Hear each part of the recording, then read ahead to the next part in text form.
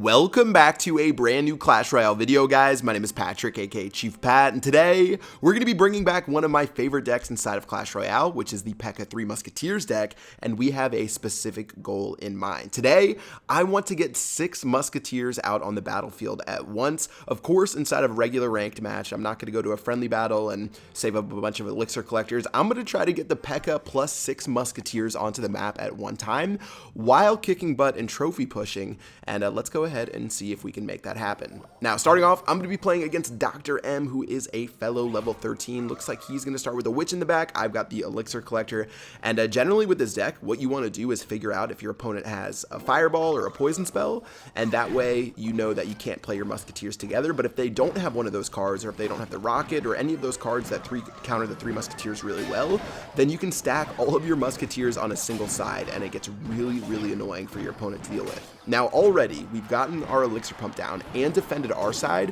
while doing damage to his side of the map. His right hand tower is down to 2900. I played my miner down in time to tank for both my ice spirit and my musketeer. It looks like the minions are going to die to that wizard right there, but the musketeer has just been cranking out damage onto that tower all the way down to 615 HP. And since I have such a massive lead, rather than waste any elixir on a zap on that wizard to prevent any damage, I'm just going to go ahead and take 2 shots from the wizard and play my elixir collector on the bottom right. Now, obviously getting all this elixir might give me a chance at 6 musketeers. I haven't seen him play the fireball or the poison spell just yet. Of course, I did split my musketeers the very first time, so we'll have to see what happens as this battle progresses. But there goes the barbarian hut, and here's where we might be able to try that out. So we've got our PEKKA down here. I'm going to go ahead and throw my 3 musketeers out as well. I'm feeling pretty confident about this battle, so I'm just going to throw everything down at once. He's got the prince charging down the lane. My guards will be the perfect counter to the prince, and here comes a free spell. Now, he's played a lot of cards and he hasn't played the poison or the fireball just yet, so I'm feeling pretty good. Look at these musketeers just tearing up his troops from the very back. My miners onto the barbarian hut to help out. I've got the minions going down. I've got the ice spirit. Looks like the 3 musketeers are all going to lock onto the crown tower, and that's going to be the very first tower of the game. And I'm going to go ahead and save up right now. I've got enough elixir to drop my second set of 3 musketeers for 6 musketeers on the map. Look at all of those musketeers plus a PEKKA against a fellow level 13. Wow. That is an insane amount of musketeers on the map, plus a PEKKA. That's just so much elixir right there. 28 trophies, very nicely done for 6 musketeers. And let's go ahead and continue onward on our trophy push as the season has now reset. So I like this season resets in the very beginning because it's really, I don't know, you play a big variety of players. You don't play the same stuff at the top over and over again, which is sort of nice. You get to play a couple of other people who are playing decks who aren't necessarily in the meta, but still are really fun and effective to play against. And let's go ahead and start this one out. Obviously, already crazy different. He's using the bowler instead of a spawner deck, like I think that last guy was. I honestly don't know what the deck that last guy was using did. But still, questionable zap spell on that right-hand side. He's even going to throw a zap out there. That's going to give me a nice little 2 elixir advantage. I think I might have already had an elixir advantage anyways. Let's go ahead and set up down the left-hand lane and just see if we can knock down this left-hand tower. Alright, so far he does have the bowler, but he hasn't showed any other counters to the 3 musketeers. I haven't seen a poison spell. I haven't seen a fireball. So if I can angle my troops correctly, I might be able to take out or get the bowler distracted. That way my 3 musketeers can go ham. I've got the minions going down right now as well as the guards. This is going to be a perfect defense against his push right here. Meanwhile, looks like he'll play a princess, which is going to be a little bit annoying to deal with because my minions are going to die to her. So instead, I'm just going to hang out. I'll play my elixir collector on the bottom left. I'm going to play my miner right on top of the princess. The log, new and improved, is going to be able to go ahead and knock that PEKKA back. But check out this zap spell, guys. I'm going to zap that tower right when it was about to kill my PEKKA, and because I zapped that tower, it redirected the arrows to the miner, which ended up giving me another 2700 damage on that left-hand tower. Guys, that was a nice play. I gotta give myself some credit on that one. I noticed that the PEKKA was about to die, and since the miner was closer to the tower than the PEKKA, by zapping the tower, it's going to make the tower so it retargets to the closest target, which, like I just said, was the miner. So that right there just gave me that first tower of the game, and we're already looking really good for the rest of this. I'm going to ignore that bowler on the left-hand lane. You guys know I like ignoring a lot of troops some of the times because tower health is a resource. So let's just go ahead and knock down that princess. I've got the PEKKA on the right. The minions are dealing with the bowler, and since he's so hectically defending, he doesn't really have a chance to back up that bowler on the push. Ice Spirit's going to go down to help out against that princess. Looks like that princess is going to go down. The P.E.K.K.A might get another hit off against the tower, but that's going to be it. And with 30 seconds left in the battle, it looks like Steve isn't going to be giving up a 3 crown. Maybe we'll get somewhere close. He's got a Hog Rider and an Ice Spirit running down the lane. I'll use a minion to take those out. I want to make sure I don't throw this game away as the Musketeers make their way to his side of the map. Another log is going to do work onto those Musketeers, unfortunately, but still the game is already anything but, or already everything.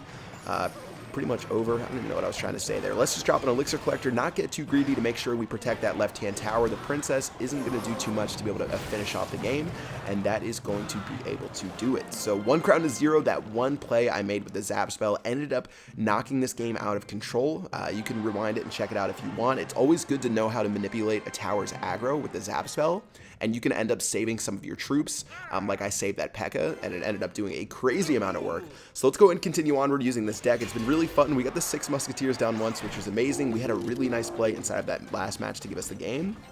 But it looks like we're going to be going up against a 3 Musketeer deck ourselves. So we've got to play this pretty well to be able to have a chance. As far as like a mirror matchup goes, looks like he's going to play the Musketeer or 3 Musketeers. As soon as the Musketeer locks onto the P.E.K.K.A, I'm going to play the Miner to be able to help out. I've got the guards in the left-hand lane, which are more than enough to help. He's going to zap down my minions, but my Ice Spirit's going to be able to do work against those. The guards aren't going to be able to do too much against my P.E.K.K.A, but unfortunately the Ice Spirit will be able to knock that push down, and we're not going to get any damage off against the tower. So not the best start to the game. We did take some damage on the left-hand lane, but again, not too big of a deal. I feel a little bit more comfortable playing the elixir collector, as well as making sure that I'm fighting on my side of the map for the future.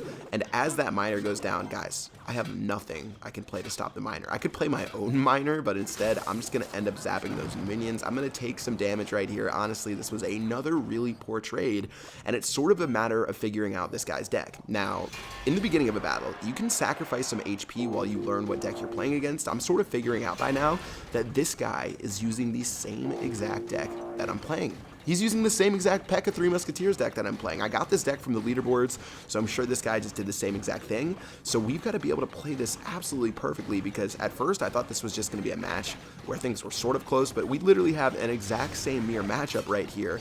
So let's go ahead and make sure we do work and not lose right here. It wouldn't be great if we lost using or playing against someone who's using our deck. Now, so far, those minions are going to be wasted. He did another P.E.K.K.A push, or he did a similar P.E.K.K.A push against me, which didn't work out too well. Let's go ahead and drop our 3 Musketeers, and attempting to split them, I'm actually going to miss, but I don't think it's actually too big of a deal. Honestly, going down this right-hand lane isn't bad, but check out the elixir lead that I have, guys. I had the 3 Musketeers down right there when I had the 3 Musketeers plus 7 elixir, and by the time he played his 3 Musketeers, I knew I had a massive elixir advantage. So at this point, this is where we can just go crazy. I've got the miner going down. He's got his miner trying to assassinate my 3 Musketeers. I'm avoiding that Musketeer down the left-hand lane. At this point, I'm just going to snowball the lead. The minions are going down.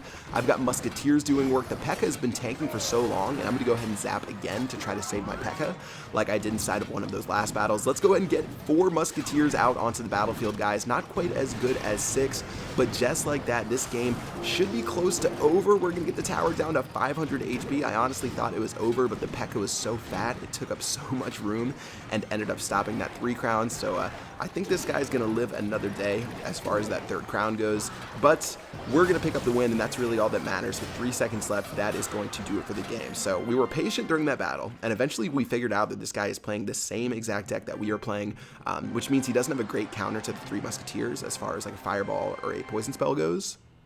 And because of that, we eventually weathered down the storm. We took a little bit more damage than we wanted to, but we closed it out strong with the W.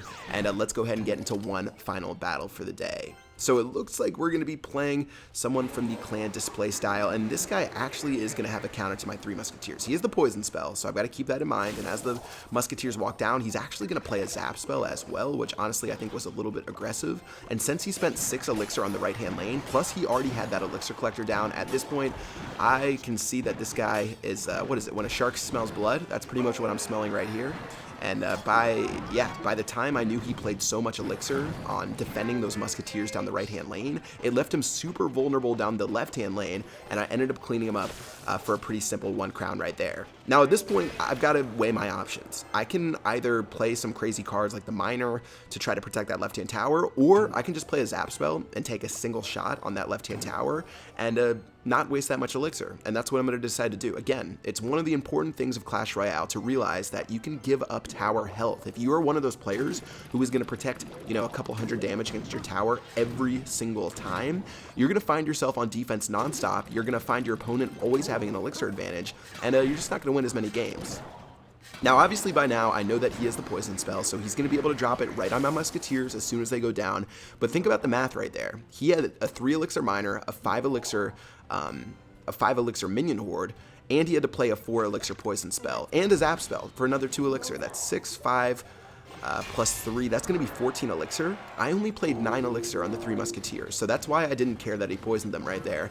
And I ended up getting a pretty healthy elixir lead just off of that small trade right there. So yeah, this game is going just as planned. Again, I knew what he was playing as far as that poison spell went, but it honestly didn't concern me too much. Let's go ahead and make a little bit of a crazy push. I've got the minions going in. I've got the Ice Spirit going in. Looks like everything's going to be able to die right inside of that poison spell, including some of my own troops. So let's go ahead and drop the 3 Musketeers in the center. One of my favorite things to do inside of the entire game is blitz your opponent with the 3 Musketeers. There they go onto that arena tower right there, and with the guards helping out against the mini PEKKA, that's going to be the second tower of the game. Now, as you guys know, I love to go for that 3rd crown. Let's go ahead and do that right now. We've got the Miner, the minions, the guard. He's actually going to play defense. I hate when people defend against the 3rd crown. If you guys are one of those people who are like the never surrendered people, I'm the same way, so don't really worry about it. Actually, no. I like to usually give it up. I'll just pretend that I lagged, and then things are okay. But it looks like he's not going to give up that 3rd crown. I'm going to let him damage that right-hand tower. I do not care about that Musketeer, but unfortunately,